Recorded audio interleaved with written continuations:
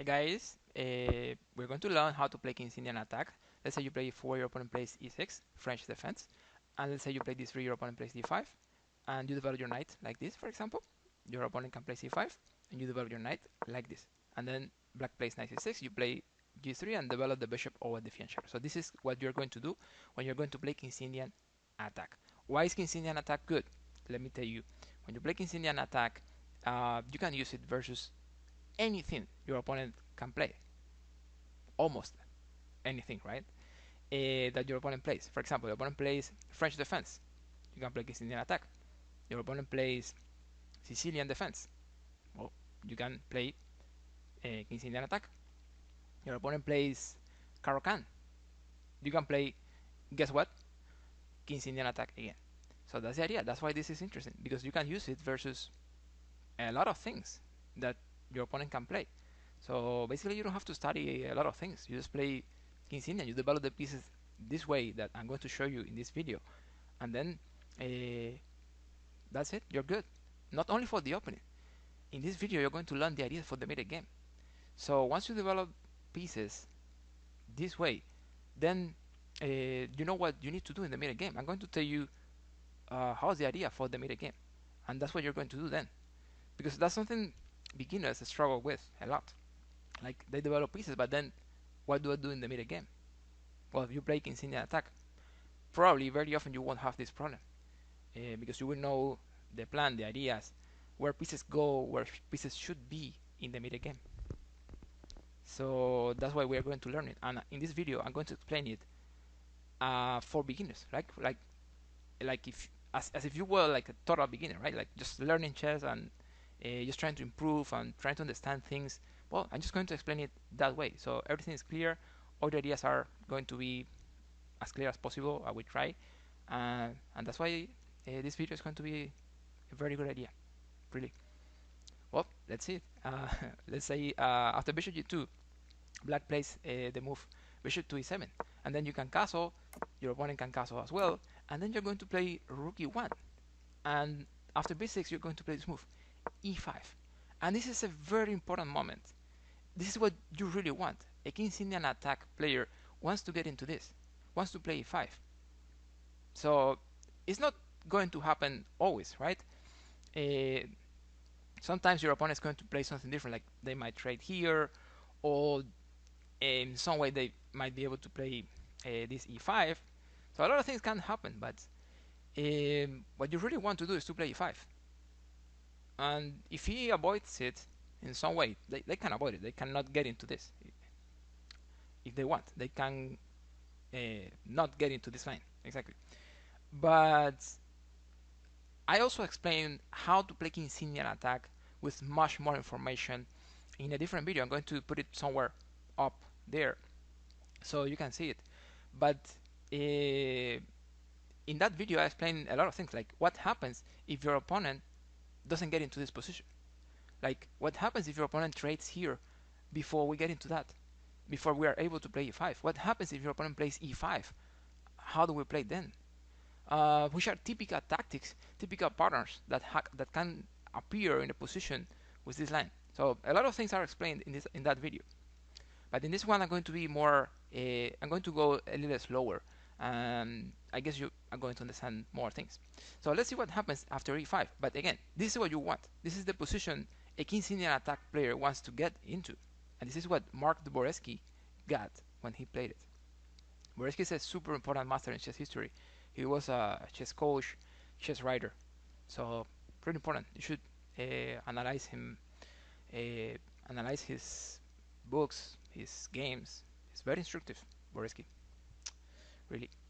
Well, e5, and black plays here knight d7, and here there's this move knight f1, and you might be thinking, whoa, what is this? What is happening? Why knight f1? Why is that a good move?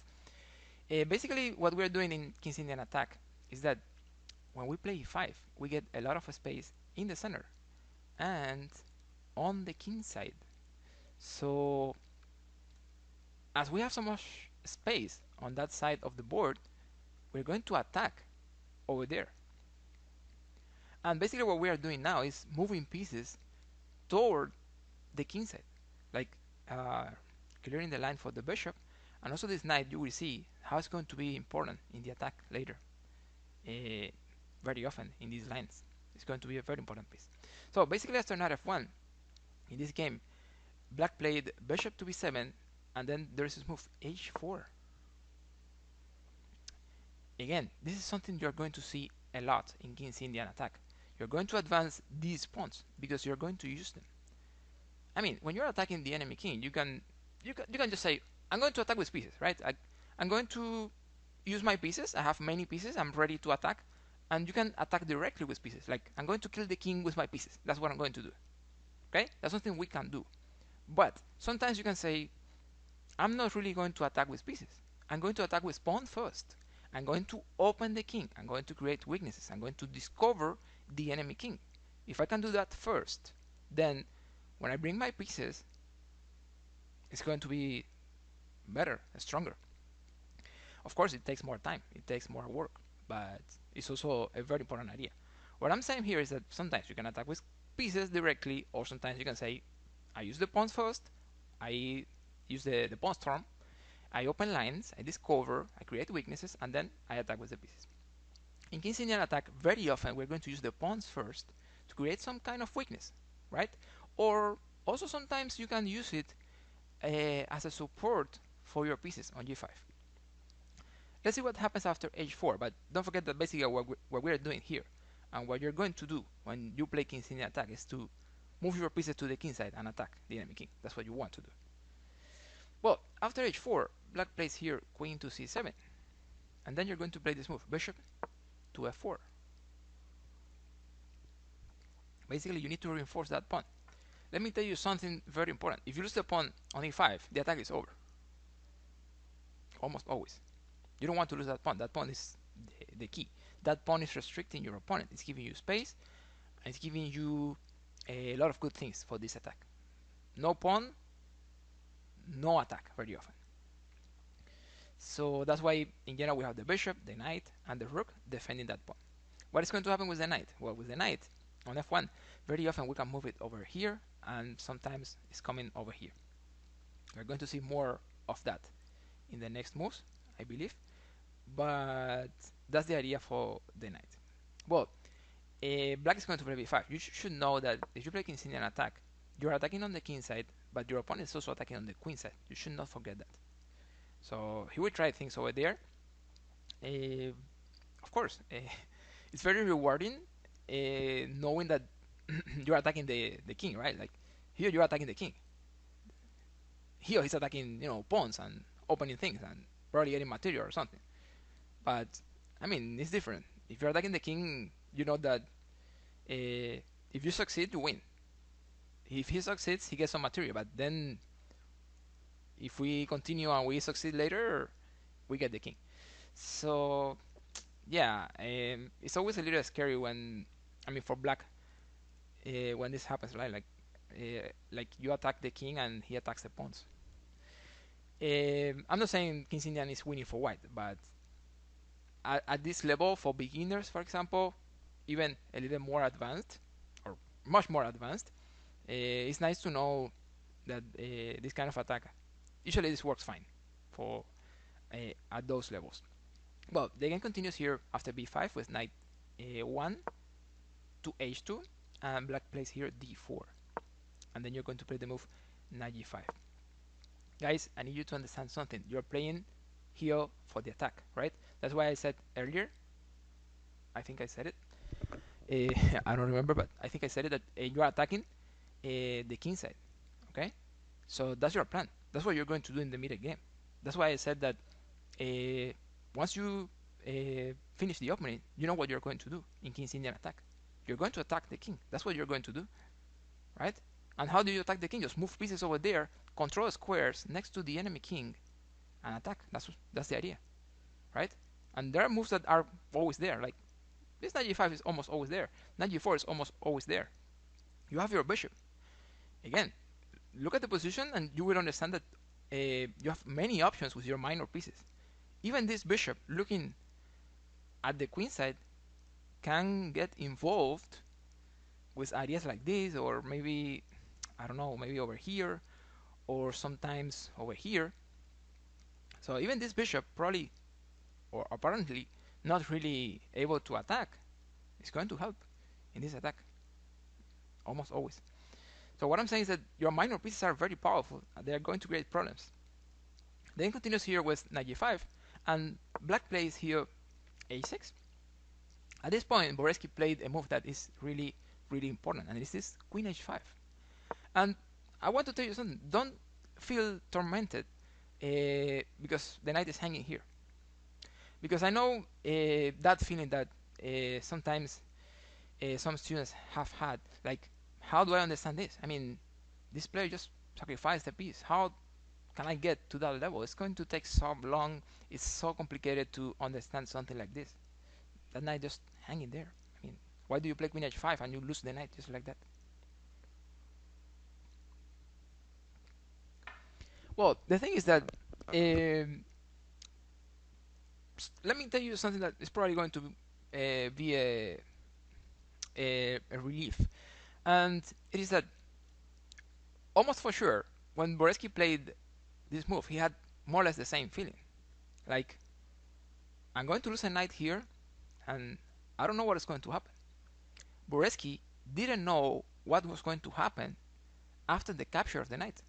So the same feeling you are having here, he had it, or any master would have it here. Because this is losing the knight for compensation. This is not losing the knight because we have mate in 2, or because we have mate in 3.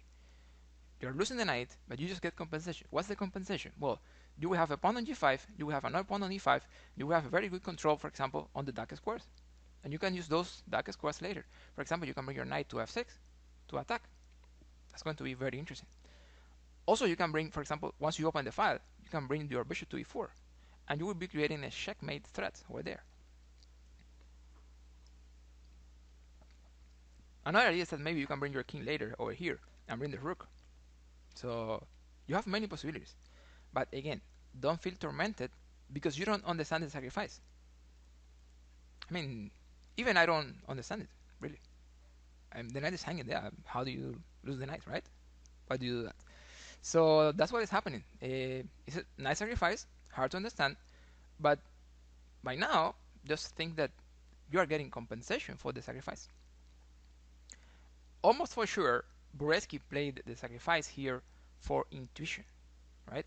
Intuition is a skill that we develop. As you get more experience, you will look at the position and you will say, well, the sacrifice is not working this time.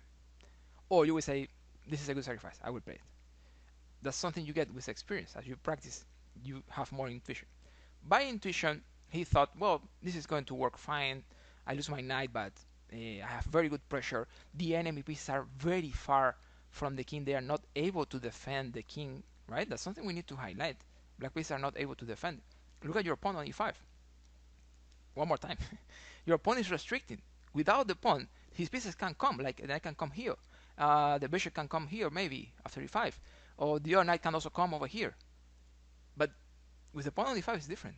He cannot bring the pieces the king side, and that's why this kind of ideas like sacrificing the knight, getting more activity later with your pieces, and get some compensation in general is going to work. Let's see what happens. Black said, you know what, I don't believe it. This is a piece hanging. I don't see mate, so I just take it. So that's what Black thought. And well, he just took the knight. And Boresky played here ace takes g5. And then Black plays rook fb8. This move, rook fb8, I think he's saying it's not to escape with the king, because the king is not really escaping, because you see everything is controlled there. So this is like a hole. This is like hall of death, right? It's not really going anywhere over here because you still have mate.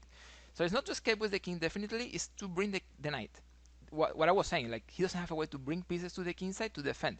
So that's why he's moving the rook to clear this square and defend a little with the knight, at least those squares. After rook f8, what happened in the game? A move that you need to remember if you're a Kincinian attack player, and this is one, knight to g4. I'm going to highlight the pressure here and the pressure here. Guys, if you're attacking the enemy king, you need to control squares. You're not going to have a combination with the pieces on the first, second, or third rank. The way you control pieces, sorry, The way you control squares next to the enemy king is by bringing pieces over there. Right? You need to control squares. That's the principle to create a successful attack. Control squares next to the enemy king. How do you control a square? Well, bring the pieces, right? You bring the knight now, you bring the bishop, you bring a pawn, you are queen, you are controlling many squares over there. Okay, now there might be something, okay? There might be a combination, there might be checkmate, there might be material advantage with the tactic, I don't know. But again, control squares next to the enemy king if you really want to create a successful attack. Well, the game continues here with knight f8. And, well, here there is a move that is really, really important. And also amazing. And it is a sacrifice on f6. This is something we were saying earlier when we saw the capture here. And I was talking about that square on f6. Basically, Dvoretzky is going to sacrifice the knight. Exactly. This time it's not, I wouldn't say this is so much for intuition, right? At this point, a master might say, I'm winning the game. Because this is what is going to happen. After knight f6, you will have a lot of control here. If he accepts the knight. So after knight f6, if he captures like this, then you can just play pawn takes pawn. And this is what is happening. You're attacking the queen, but also you're playing this with mate. So that's why this move is so amazing. Because he cannot really capture that knight. I mean, not with the pawn. So yeah, again, at this point, this is like a little different. This is not like the same sacrifice as earlier on g5. This time, if he takes the knight, you know you're winning. A master knows that we are winning. But again, we are talking in this video about King's Indian attack. So don't forget these kind of ideas, because this is something you're going to do a lot when you play King's Indian attack. The pressure on the dark squares is going to be key when you play King's Indian attack. And also sometimes on h7, because sometimes you can bring the bishop. So yeah, the pressure on the squares, but especially the dark squares, I could say. Well, after knight f6, black plays bishop takes knight. You play pawn takes bishop, right? And you're taking the queen, and you have pressure here. You're bringing the bishop to e4. In the game, black plays e5. And then there is another move that is hard to understand, but it's going to make a lot of sense once we understand it. And it is the move bishop to d5. So why is this good? Let me tell you. You are pinning the pawn, right? That means that g6 is an option. Basically, you're bringing more attackers here, you're bringing more attackers here. And now you might be thinking, okay, all that is beautiful, that's amazing, Mike, but there's a bishop hanging. Like, there's another piece hanging here. So, how's this making sense? I mean, just another piece there. In this position, guys, black cannot really capture the bishop, or should not really capture the bishop, because we have the amazing interference rook e7. There are some ways to win, right? But this is the clearest and simplest way to win. You play rook e7 interference. Basically, the idea is that you want to capture here, but it's defended. So what do? Well, we interfere with the rook. And if they capture with the knight, well, then you check, and you mate on g7. So check, and check. And no matter where they go, you mate here on g7. So that's why he just plays bishop d5, just ignoring the bishop.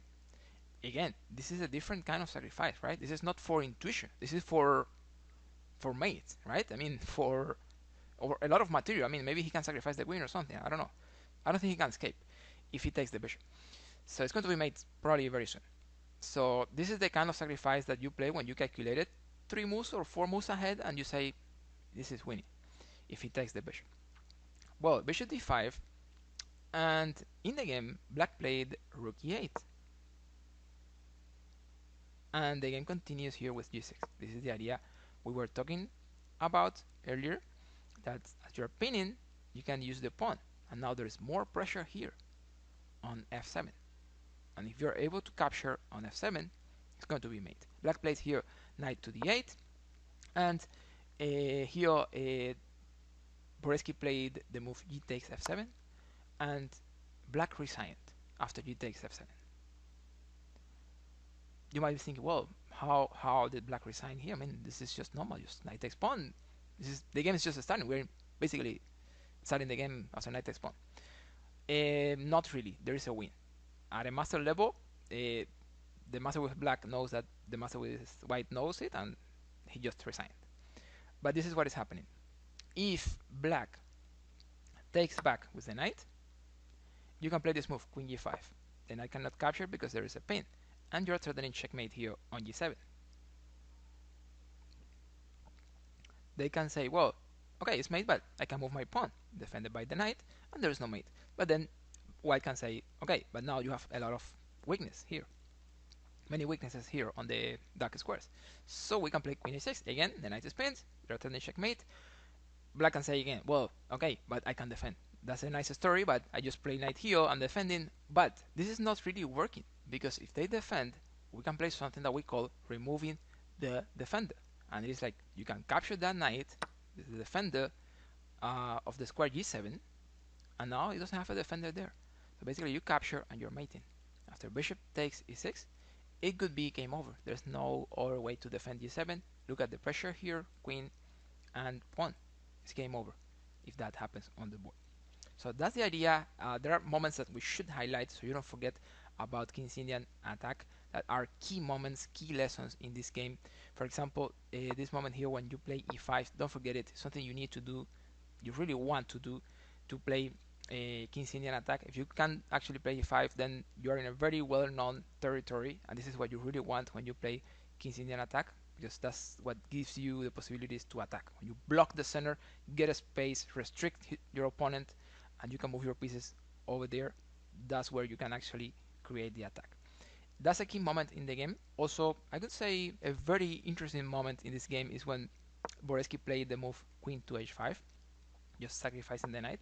As I told you, this is a sacrifice for intuition, right? You lose the knight, but you know you have a lot of good things, like the pressure here, like your knight is going to be coming over here, and your rook is coming over here in some lines. So you know the pressure is there, and you know you have very good possibilities. There's nothing for sure, you don't have calculated everything, but by intuition, you know it looks really, really good. That's what happened at this point. And finally, the other moment I think is super interesting and super important is here when he plays this move knight to f6. Of course, this is destroying the structure, and at this point, well, there's not much black can do. This is already winning for white almost. Basically, after this, it's game over, because after, for example, some moves later when we got into this, after he took on f7, it was already a win with the analysis that we saw that you can play queen here, and remove the defender with bishop takes knight. So guys, that's the idea. This is how you play King's Indian attack. I try to make it as simplified, to keep it as simple as possible, to understand basic concepts, to make it easier to play, easier to understand for beginners. I did my best here.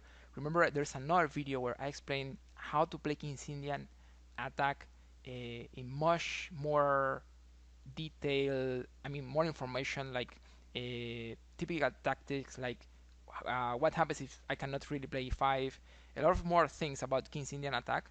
So it's like how to play King's Indian attack more properly, let's say, because this is more like explained for beginners using this game by Dvoretzky. But you should check it out. I'm sure it's going to be very interesting, so go there, watch that video. I think we can finish here. Thank you so much, have a great day, and I catch you guys later.